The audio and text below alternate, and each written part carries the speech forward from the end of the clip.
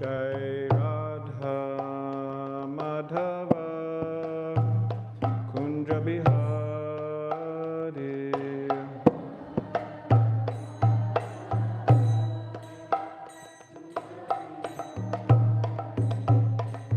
Gopi Jana Vallabha Girivaradhari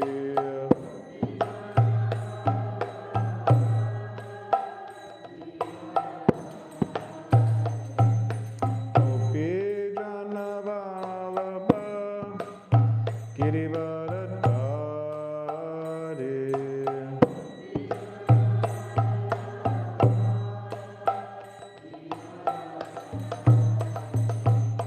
Yashodanandana Praja Jana Ranjana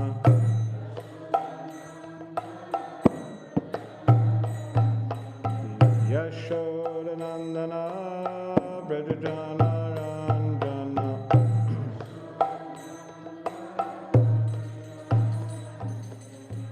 Yamuna Tira Vanachari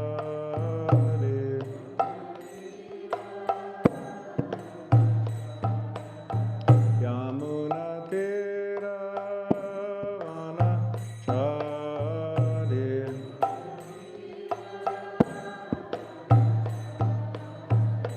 Jaya Radha Madhava Kunja Bihari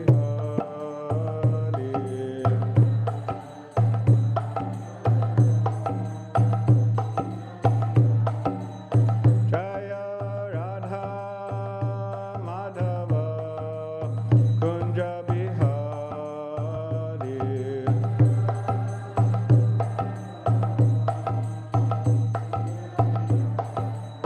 Jaya Radha Madhava Kunja Bihari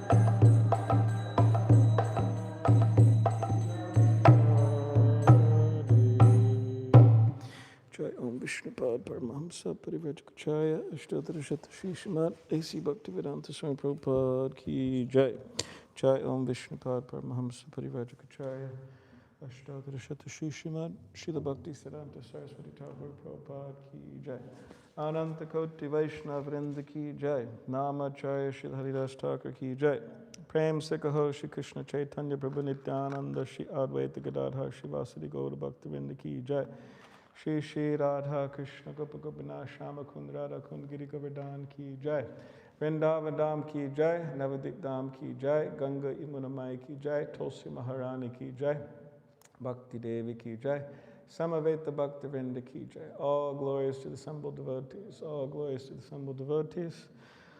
All glories to the assembled devotees. All glories to Shri Guru and Shri Gauranga. Glory to Shri Prabhupada.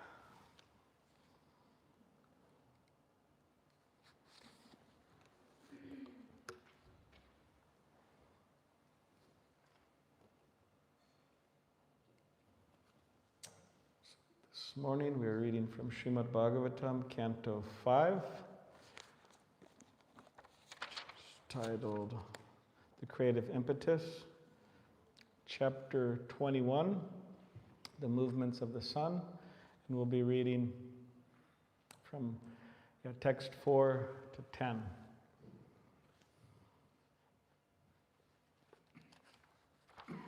Looks like 10 is on board there, right? No, I think it's 4. Yeah, 4 is on the board.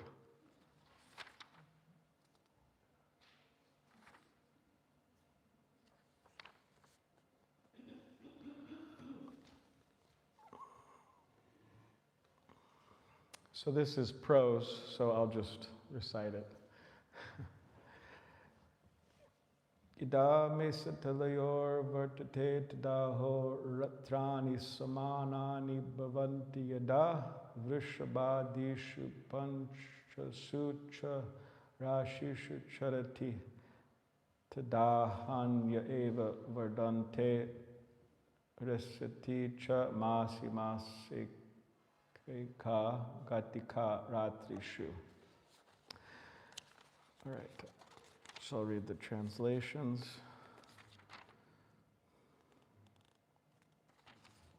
Okay.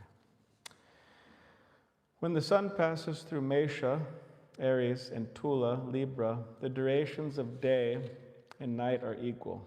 When it passes through the 5 signs headed by Vrishabha, Taurus, the duration of the days increases until Cancer. And then it gradually decreases by half an hour each month, until day and night again become equal in Libra.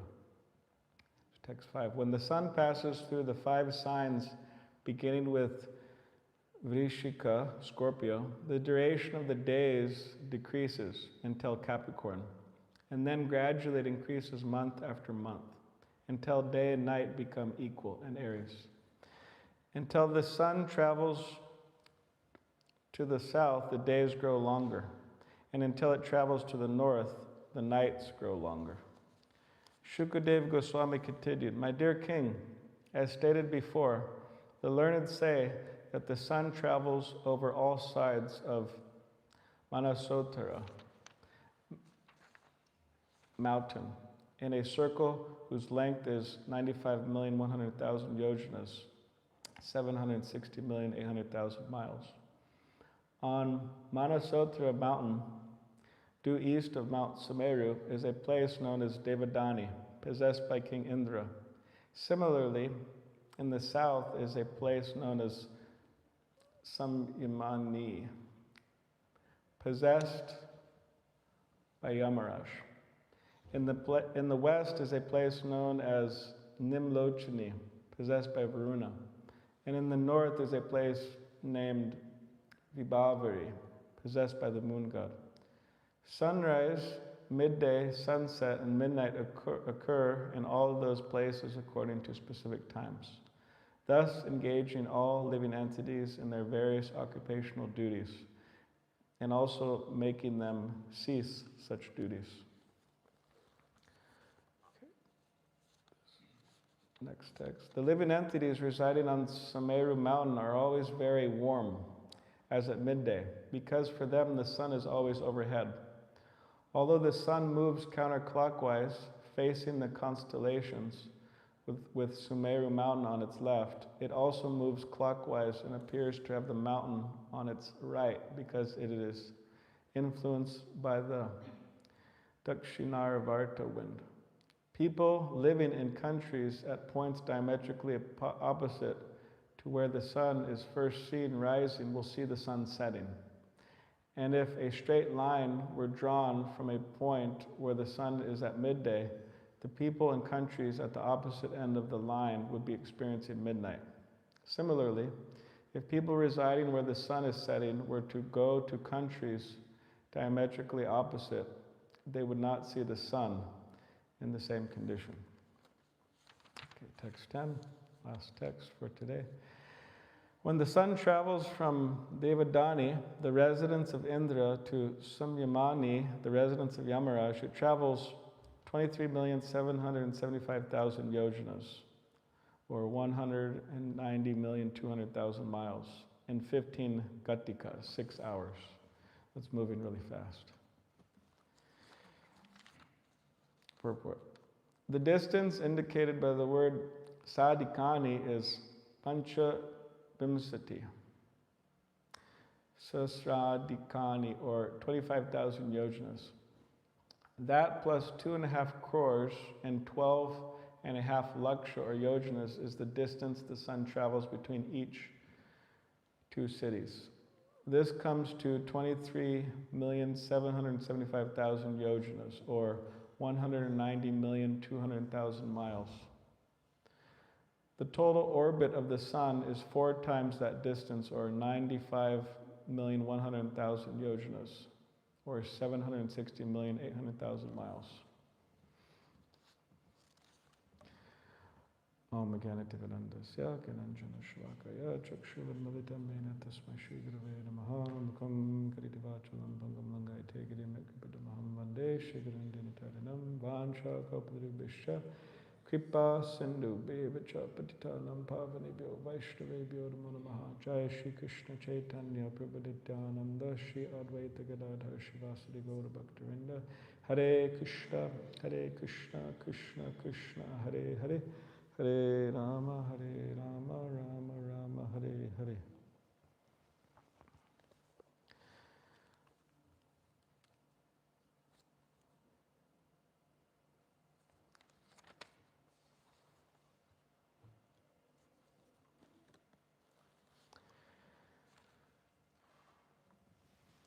So yes, it's a great honor and privilege to be here in this holy place, New Vraja-dhama, with all of you.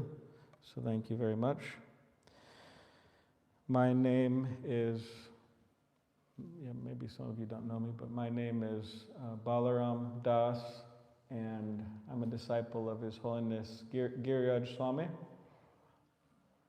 And I joined the Hare Krishna movement in San Diego, California. Very materialistic place. And I've been serving there in the Brahmacharya ashram for the last 20 years. I joined when I was out of high school, 18. So I've served in different ways throughout the years. So yeah, we're just here for a few days. Myself and 5 others, 5 other devotees. So we're just stopping here for a few days before we go to Vrindavan and Mayapur and then a number of other places after that. So we're leaving tomorrow at 4:30 in the morning. So it's our last day here. But yeah, it was a wonderful stay so far. So looking at the 5th canto, we're in the 5th canto. Looking at the 5th canto, Srila Prabhupada made a prediction about the 5th canto. He said that because when devotees joined the movement, not all the books were there. They were being translated gradually. So at one particular point, the 5th canto was about to be published. And Srila Prabhupada made a prediction, and he said that when the 5th canto is published, many of my disciples, or at least some of my disciples, they will leave. They'll have a hard time. Because there's so much in the 5th canto that goes against modern theories of the universe, of creation, of the movement of the sun, of the moon, and all these different things. So he made that prediction.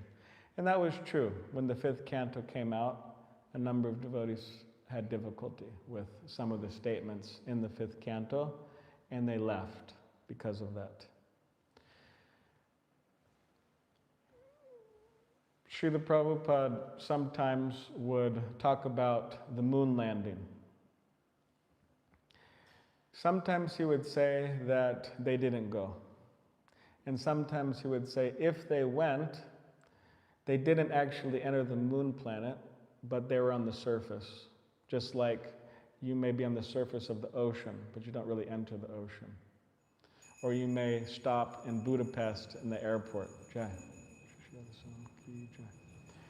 You may stop in Budapest airport, but it's the surface. If you don't go out into Budapest, you're not going to see the different things that you could see in Budapest. And devotees had a very difficult time with this also. For example, one of Srila Prabhupada's disciples, his name was Purushottama, and he was Srila Prabhupada's personal servant at one time. He had a very difficult time with this idea of what Srila Prabhupada was saying, that we didn't go to the moon, or that they didn't go to the moon. For example,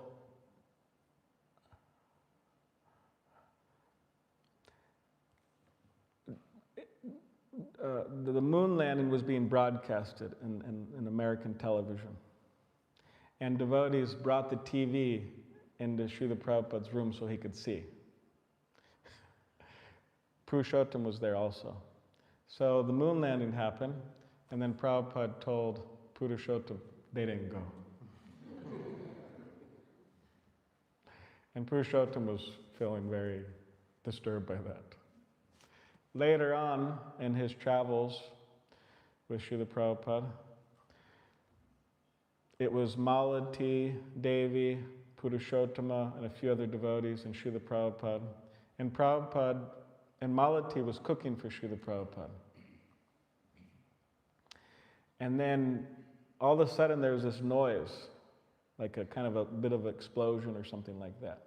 So then Srila Prabhupada comes, Purushottama comes, a few other devotees come, and Malati, she has black soot all over her face and all over her clothes. Something happened with the cooking.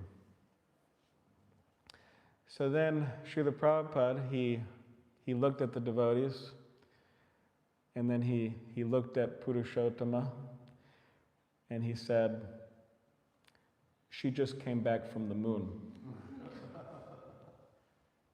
And all the devotees started laughing, besides Purushottama. He was having a hard time with it.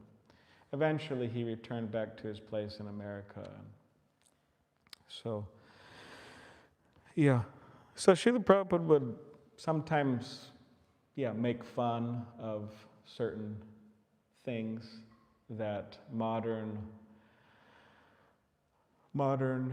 society comes up with.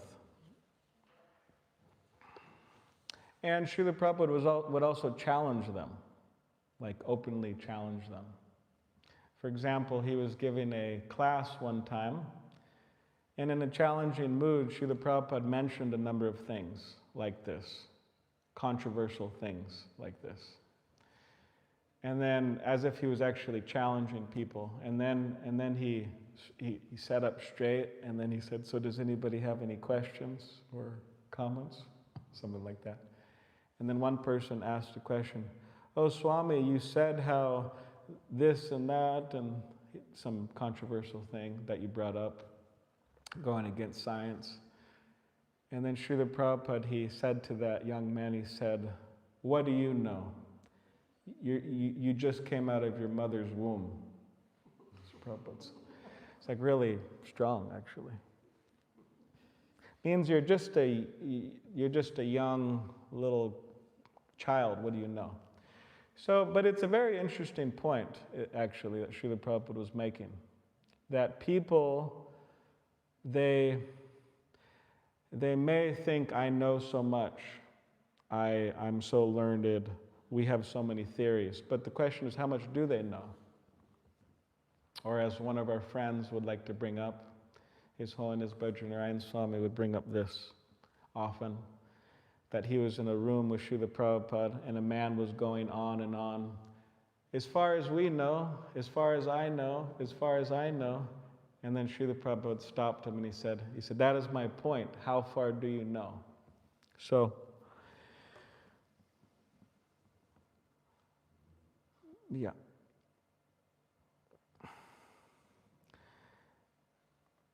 Now there may be some devotees that are inclined towards this type of study of the details of the fifth canto, the structure of the universe, and they may be able to understand it well, and they may be able to explain it to others, and that's also very important. Srila Prabhupada wanted that devotees serve in different ways, and that if somebody has such inclinations, and they try to explain it in scientific language to the people of the world. Therefore, Srila Prabhupada, he created the Bhaktivedanta Institute, where devotees can explain things in a scientific way for the benefit of people. And he was very happy with that service.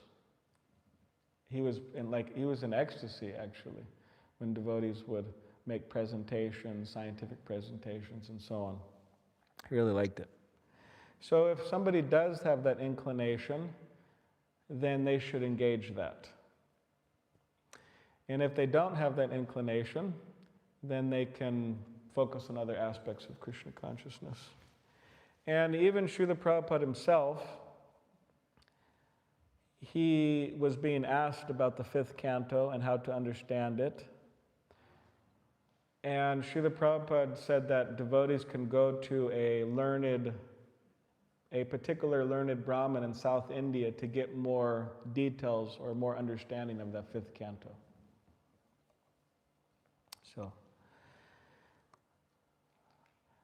And amongst devotees who do understand these things more deeply, there is naturally going to be some disagreements. Just like we have the TOVP coming up. We have the TOVP coming up. They're building the beautiful temple there. How long have they been building it? Anyone know? Who said too long?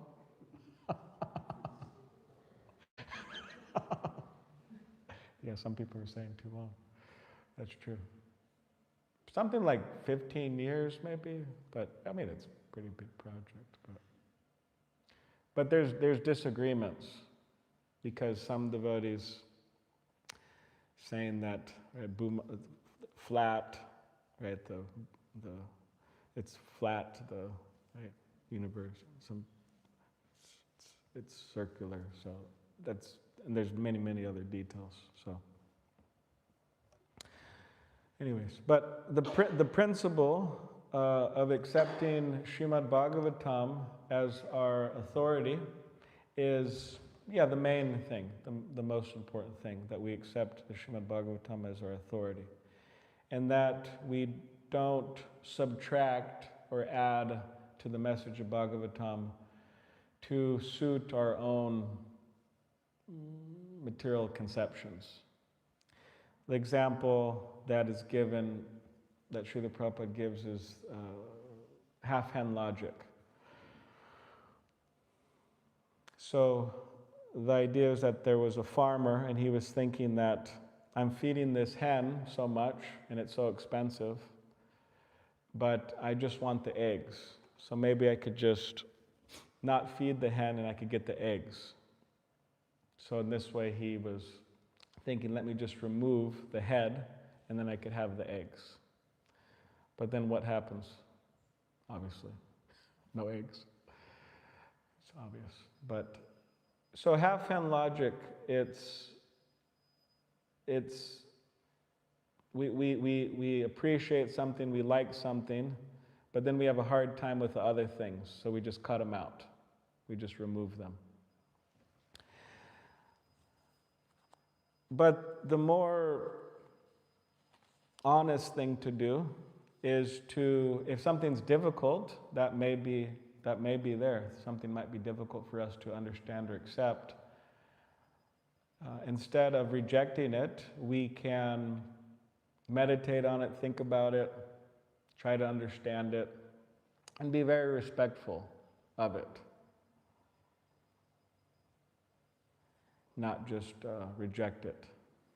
Put something, at least in America they have a saying, put it on the back burner of the stovetop. Put it on the back burner. So,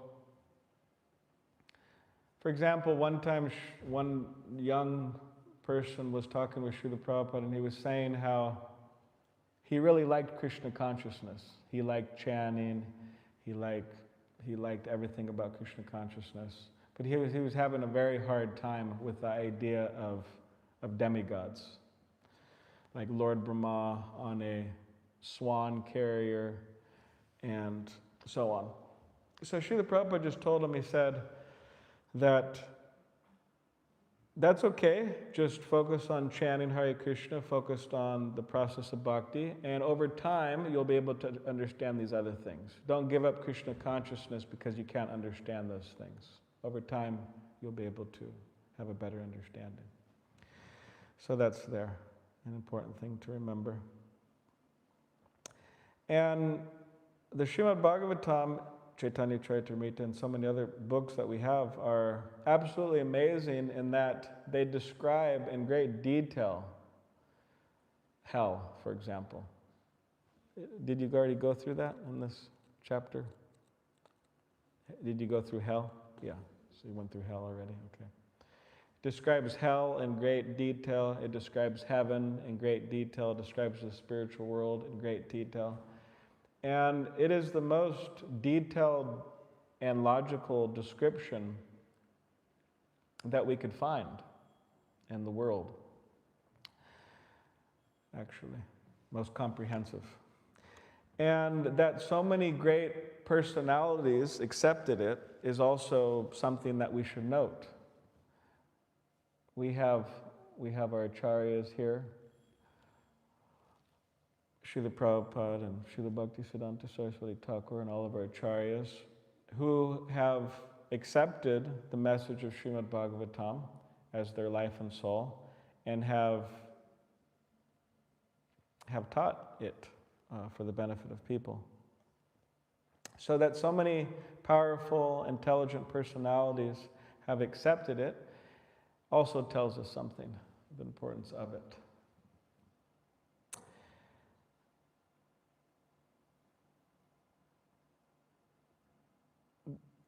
There's a particular verse in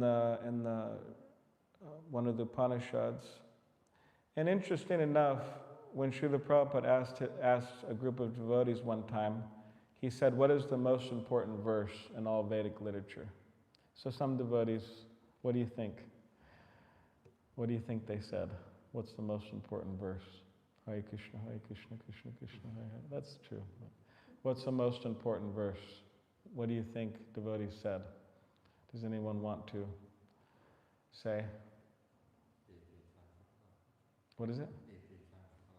Yeah, Ete Changsa Kalapumsa, Krishna's tu Bhagavan Swayam, that Krishna is the original Supreme Personality of Godhead, from all forms come.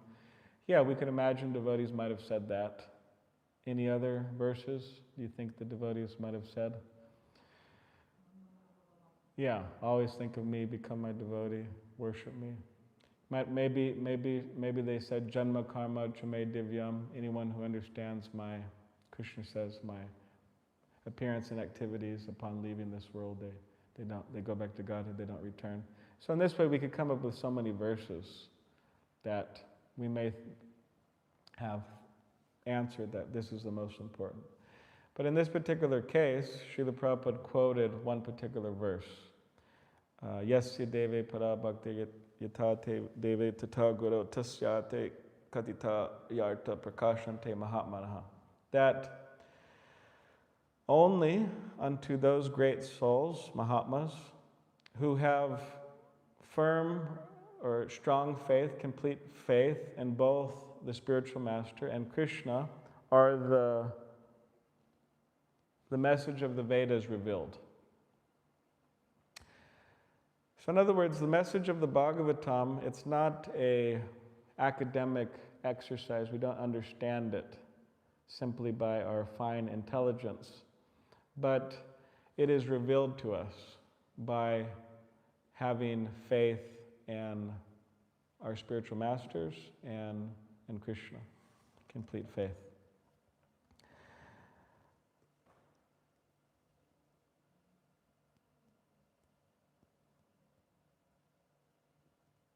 So we'll end on that important verse. Does anybody have any question or comment?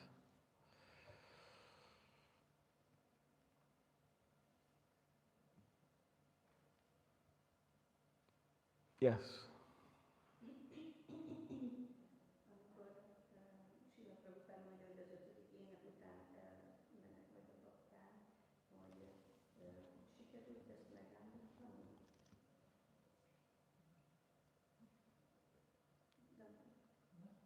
When you said that Srila Prabhupada said that when the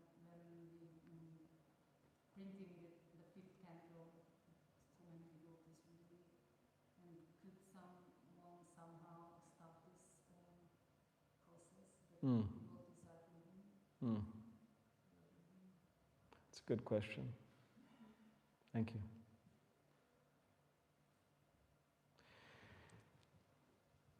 Yeah. It's interesting because sometimes people leave Krishna consciousness, they come up with excuses to leave Krishna consciousness.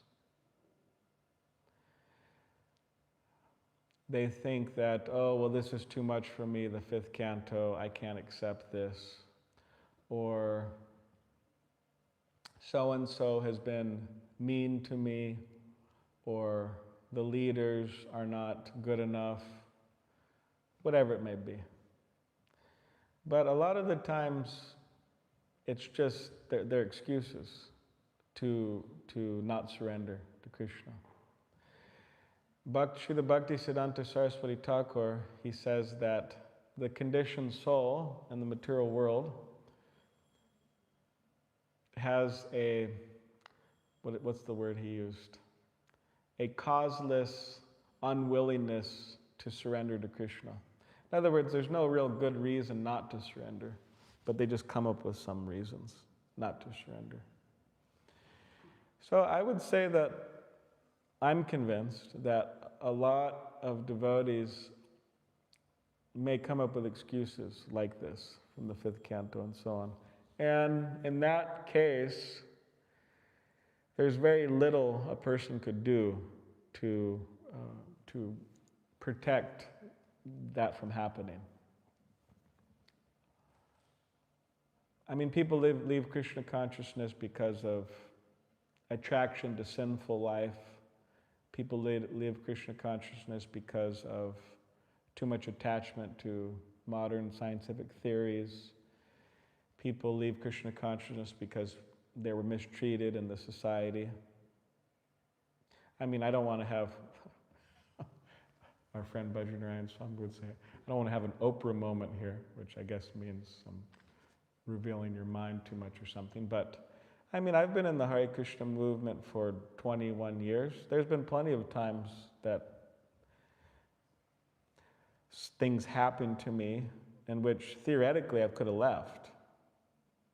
You know, people were not nice or this or that or so many things. I could have left.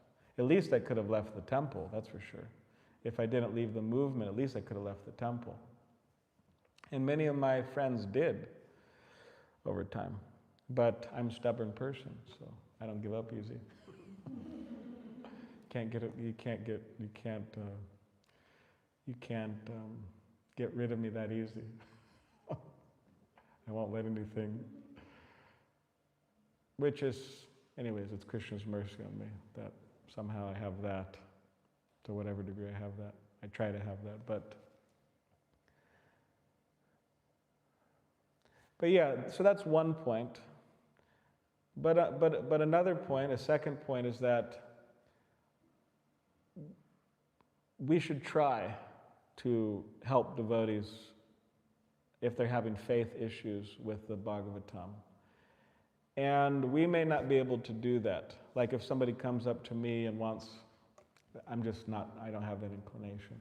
If somebody comes up to me and wants some scientific explanations, like Bhaktivedanta Institute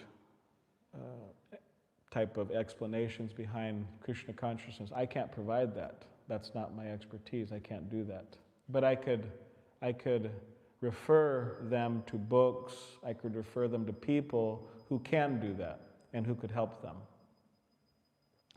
So yes, we should try. We shouldn't just think, oh, this fellow or this woman, she's attached to scientific modern theories, just let them leave. But we could try to refer them to books, to devotees who could explain things. And in many ways, that's all we could do.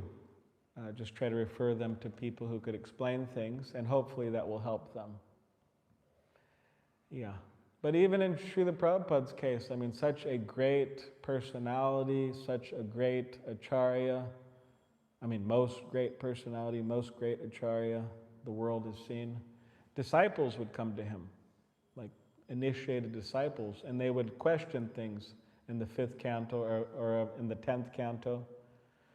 Like Ugrasena, he had millions of soldiers, or I forgot how many. It's like, how do you fit all those people on the planet exactly? And it seems like a silly thing for a lot of devotees. For me too, I'm not bothered by those type of things. I mean, but some people are really bothered by it, and they would go to Srila Prabhupada and they'd have faith issues on those types of points. And Srila Prabhupada would try to explain these points to people, but sometimes they just wouldn't accept and they would leave. So, but we should have faith that whatever is done in Krishna consciousness is not lost. Whatever advancement people have done is not lost. And we should have faith that Krishna is reciprocating with us according to our desires. So if somebody doesn't want Krishna, then they don't get Krishna. And if somebody wants Krishna 50% or 40% or 20%, then they get Krishna that much. So we get Krishna according to our desire.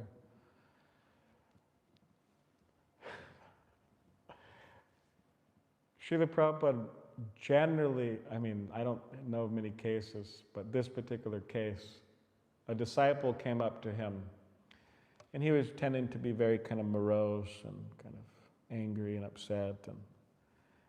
And then he went up to Srila Prabhupada and he said, "I'm leaving." And then Srila Prabhupada said, "Good." He said, "Because I'm tired of seeing your morose face." Now, of course, deep down inside, Srila Prabhupada was not happy the person was leaving, but he was reciprocating with that devotee. Yayata mam prapadyante. As they surrender unto me, Krishna says, I reward them accordingly. So similarly, the spiritual masters. Like that, So yeah, those are the 2 points. That one, it may be unavoidable. They may be making excuses.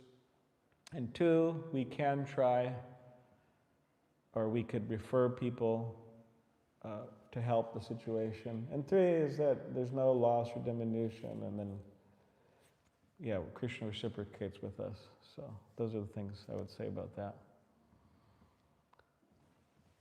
That was in California, by the way, where Prabhupada said, "Good." Leave that devotee. Does anybody have any other? I hope that satisfies you to some degree. Does anybody have any other? Yes. You were talking about that the transcendental knowledge will reveal us by the grace of if we have firm faith in the spiritual master and Shri Krishna. And could you talk about this process? Oh. I'm sorry? How will this knowledge be revealed? Oh, how it will be revealed? Okay. Yeah. So yes, the question is, I mentioned that verse that if we have firm faith in the spiritual master and Krishna, then all the knowledge is revealed. So she's asking, can you elaborate on that or talk about that more? Yes. So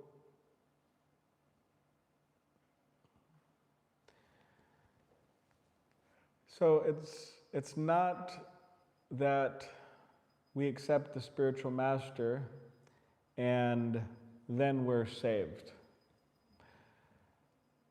It requires us to do work as well. Just like, for example, Srila Bhaktisiddhanta Saraswati Thakur gives an example. He says that someone was walking and they fell into a well. With no water in it, but they fell into a well. And then they're there in the well and they're stuck. It's a big well, maybe like from the floor to the ceiling. You can't crawl out. So they're stuck and they're shouting, "Help, help, help." And then while they're shouting, "Help, help," somebody comes and they say, "Okay, sorry, see you later." Just joking. They say, "Okay, we could help. Drop the rope." So we got a rope here, right? Drop the rope. So the rope's there, it falls. And then the person down, he calls up, he says, make my hands curl and grab the rope. He could pull me up, right? But it doesn't really work like that. The man threw the rope. That's his mercy. That's his kindness. But then the person has to grab the rope. And then they're pulled out. So the spiritual master, he throws the rope of bhakti, or the rope of Krishna consciousness, the process of bhakti. And by grabbing that rope, he could pull us out. So when we talk about having faith in the spiritual master, because the spiritual master, Guru, Sadhu, Shastra, so they're all together. The spiritual master is a spiritual master because they're following scripture.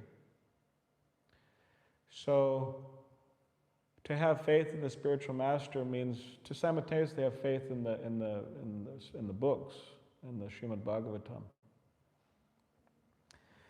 And then if we have faith in the Bhagavatam and the spiritual master, we will follow what they say. That's how we could prove our love for them, if we follow what they say. And then following what they say, we chant Hare Krishna, we engage in the different processes of bhakti. And Sarvapadi Vinirmukta, Atashi Krishna Nama Dina Bhaved Garamindra Sevan Mukhi Jivada Swameva Spratida. That the material blunt senses cannot perceive Krishna, but by engaging the senses and the service of Krishna, specifically the tongue, by chanting Hare Krishna and taking food offered to Krishna,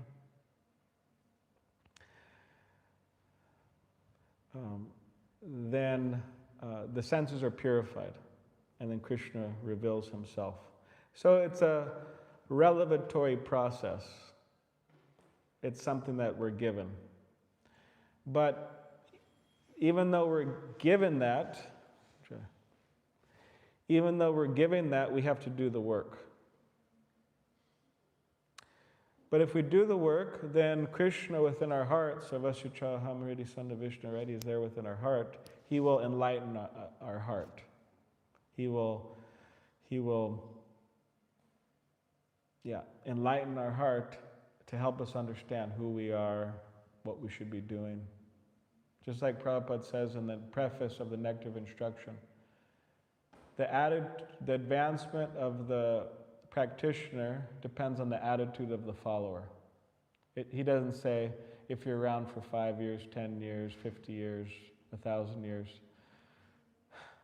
But he says that it depends on the attitude of the follower. So if we have the proper attitude, which is, Krishadas Kaviraj Goswami says, Chanada peace we try to be very humble and tolerant, then that also helps with that revelation of knowledge. So it's not an academic thing. Like, for example, when Srila Prabhupada was in India,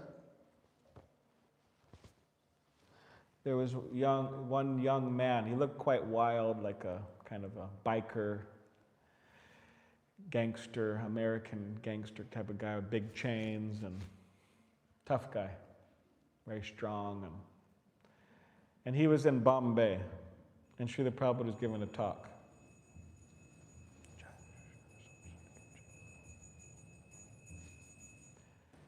He was giving a talk, Srila Prabhupada. And the man challenged him. And he said, he wanted to speak. And Srila Prabhupada said, okay, bring him up on the stage. So then the man sat, Srila Prabhupada said, give him asana. So the man sat right here on an asana. And there's thousands of people in the crowd, like thousands of people. And these Prabhupada and the man were speaking. And the man, he got a microphone too. And then the man on the microphone challenged Srila Prabhupada and he said, how old is Bhagavad Gita? And then Srila Prabhupada said, it is 5,000 years old. And then the man said, according to my authority, it is 2,000 years old. And Srila Prabhupada said, that's nonsense. And they started fighting on the stage, shouting at each other. And then at one particular point, the devotees, Srila Prabhupada said, okay, you could remove him. So the man was removed. And then the whole thousands of people, they became polarized. Some people were thinking, why did Swami do that? Why was he yelling at the person? And some people were thinking that the man was wrong. So they became polarized. But then Srila Prabhupada continued the lecture. And he said, he continued the lecture. And then Srila Prabhupada went to explain what is the process of knowledge. And then he quoted a verse from the Bhagavad Gita, Tadvidhi pranipatena pariprashnena. You have to be very humble. You have to serve. You cannot be proud and you cannot not serve. You have to serve and you have to be humble. That's what Krishna says. And then that knowledge will approach the spiritual master in that mood, and then the spiritual master will enlighten the person. It's not an academic thing. So he was personally demonstrating that by displaying this, by his interaction with the man, that you cannot understand by being challenging like him. So after that happened, Malati, she went in the back of the stage, and the organizer said, I don't know why your guru did that. And the organizer said, your guru, he ruined everything. And then Malati, she took her hand and she slapped the guy right in the face. And she said, my guru didn't ruin anything. It was her transcendental anger.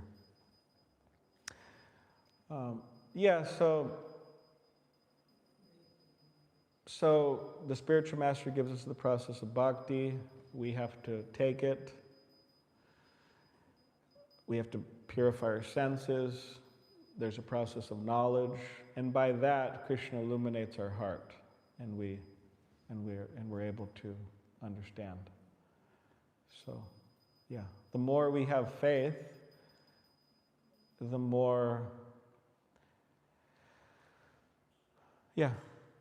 benefit we could achieve, and the more advancement. The more advanced we are, and the more advancement we can make. So, I hope that. All right, any other question? Comment?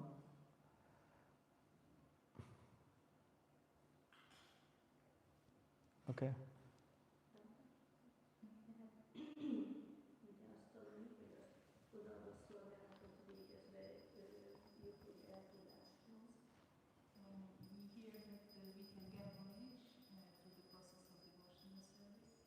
De vannak, akik csak úgy gondolják, hogy az, hogy csapázik és olvas elegendő, de nem tartja fontosnak, amire a szolgálatot.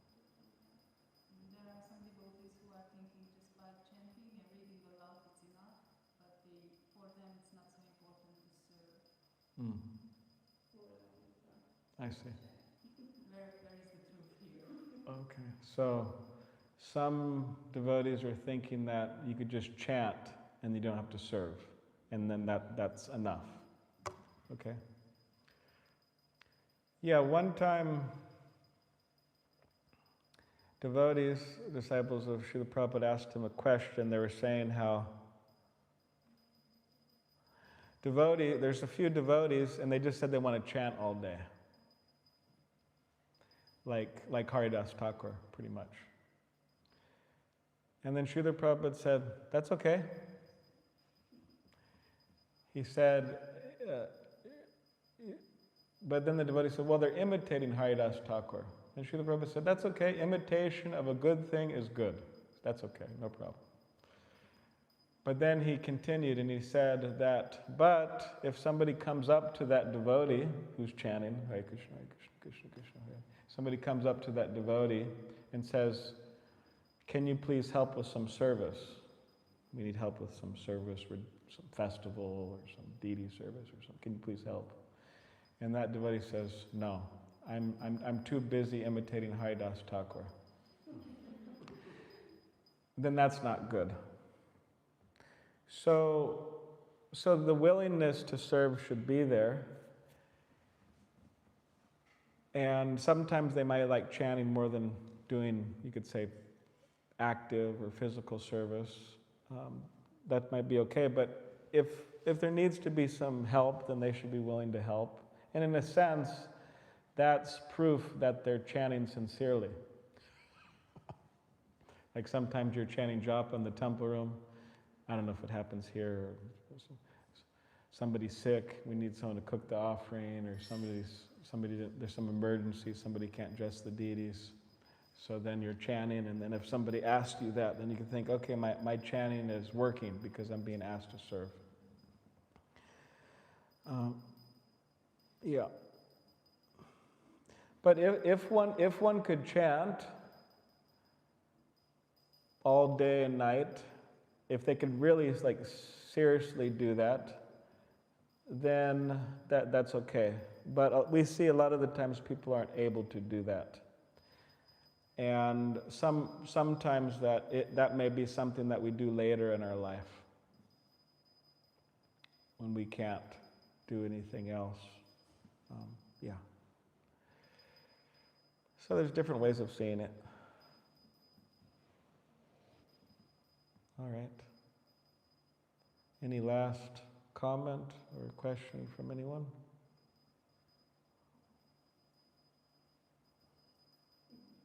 Okay. Could you just talk about your temple, which kind of deities there are, and what are your services? Okay, sure. I could do that. That's an easy one.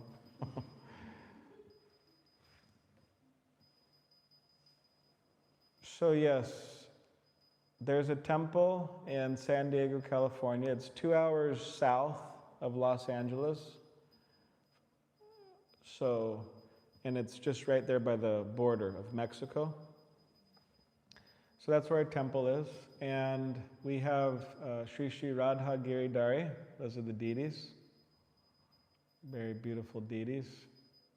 Srila Prabhupada, he saw these deities and he commented on their beauty and he said, he wrote a letter to one devotee. He said, thank you very much for sending me the beautiful picture of Radha Giridhari. He said, I'm always admiring the transcendental beauty of these deities. And if you continue to take care of them, then everything will be successful. So yeah, we have Radha Giridhari, we have Sri Sri Gaur-Nitai and Jagannath Baladev Subhadra. And we have Govardhan, Srila, and also Radha Giriraj, the smaller Radha Krishna deities. And yeah, this temple's been there since 1977. It's right on the beach. It's like 2 blocks from the beach. And it's a good place to have a temple because it's one of, in the world, it's probably one of the capitals of Kali. Capitals of. So those particular places, they attract the special mercy of Gaur-Nitai, especially Lord Nityananda. So it's a special place, and that there's a lot of opportunity to try to spread Krishna consciousness there. Yeah, so yeah, that's something about the temple. And yeah, there's a few devotees here. There's Navanita Gopal.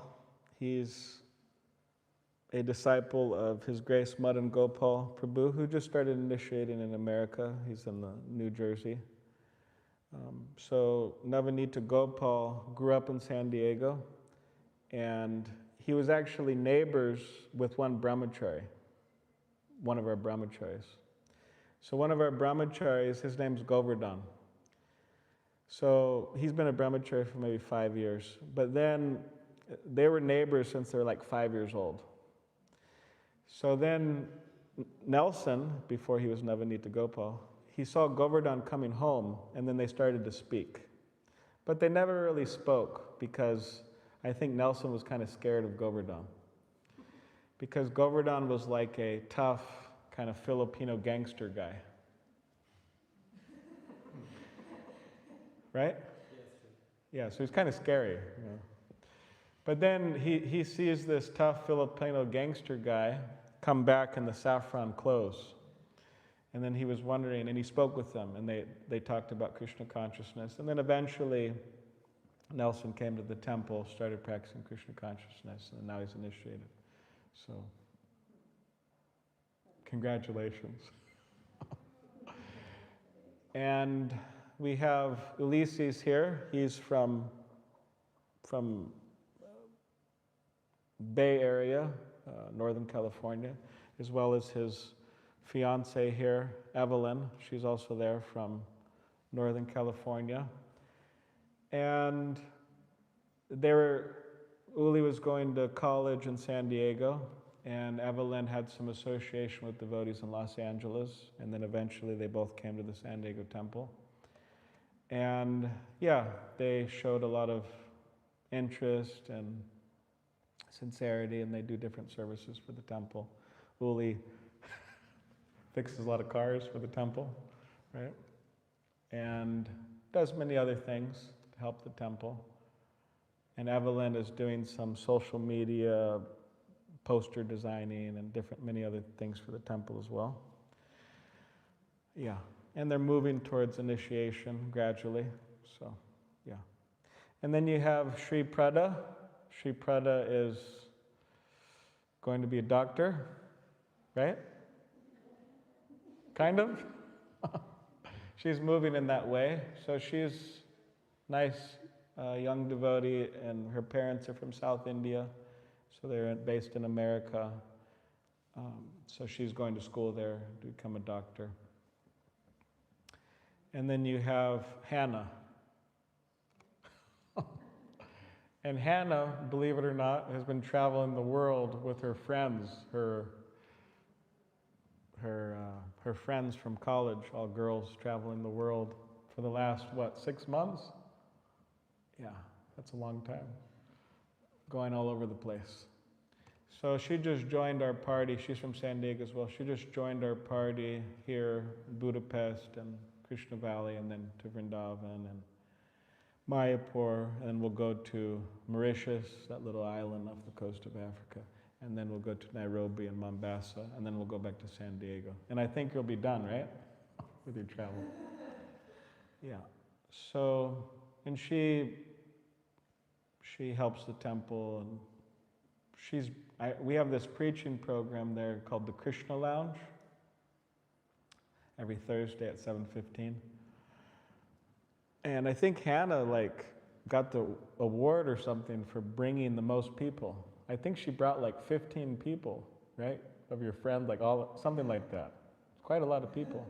So anyways, they're all wonderful devotees, and it's my honor to associate with them on this trip. Said something about the temple and them, and myself. I don't know what I could say.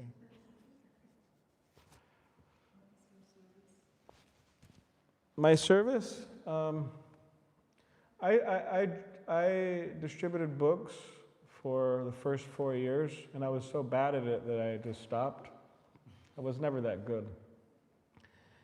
And then I was cooking for many years and worshiping the deities for many years, and dressing the deities and so on.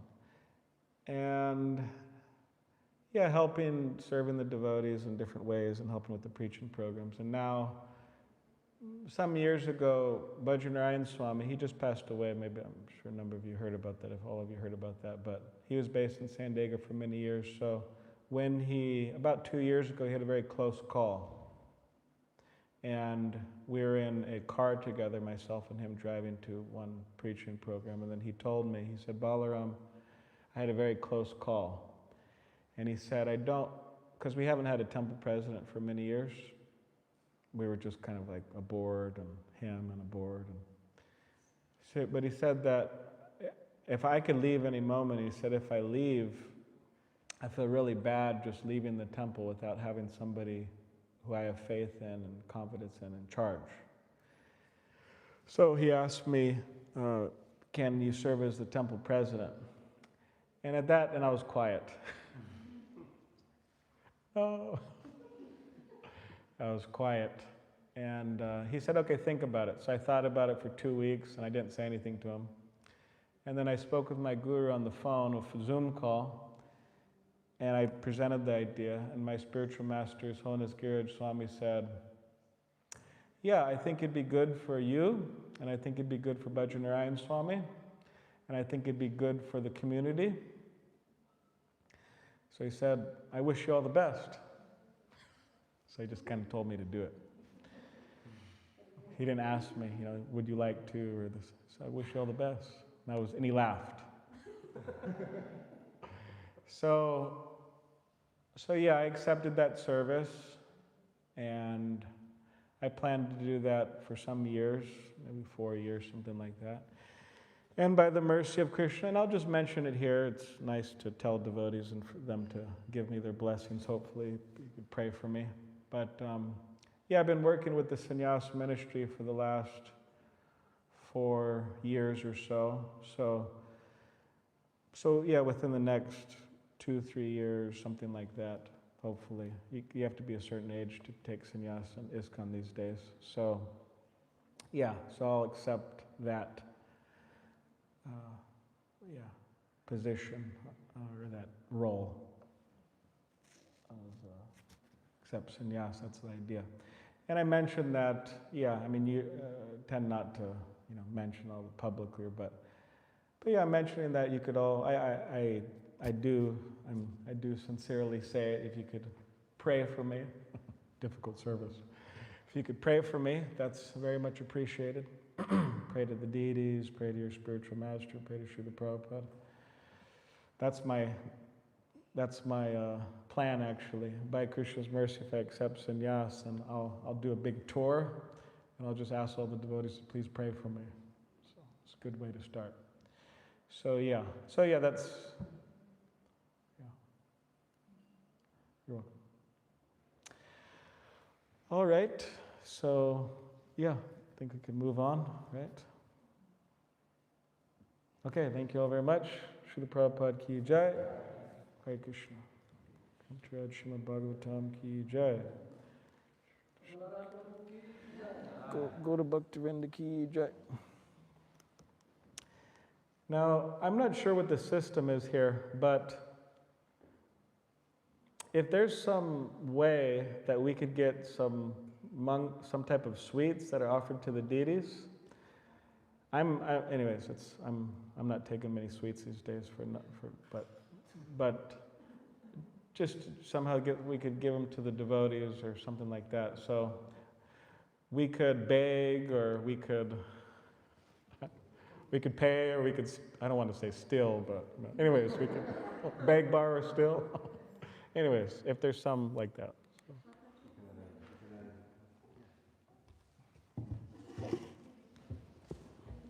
Jai.